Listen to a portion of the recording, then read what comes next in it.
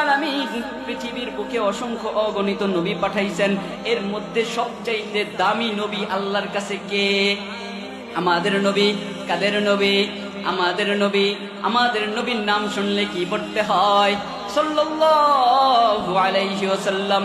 এজন্যই তো ছোট্ট ছোট্ট বাচ্চারা গজল বলে, মনের ঘরেতে রেখেছি যারে, দু জাহানের বাদশা নবী কমলিওয়ালা রে, দু জাহানের বাদশা নবী কমলিওয়ালা রে। এরপরে বলে, মোরা যদি ডানাওয়ালা পাখি হইতাম, ওই মদিনা দেখার লাইগা উড়ে উড়ে যাইতাম। যাইতে মন চায় কি চায় না?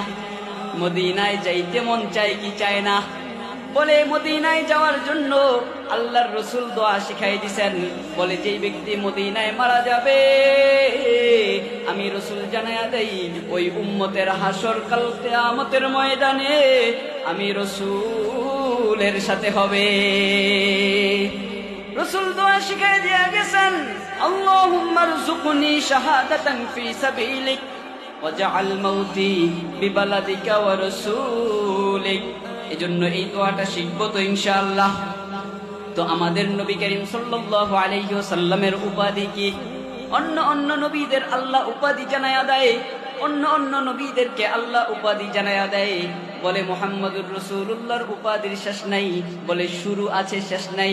বলে কেন কেন কেন?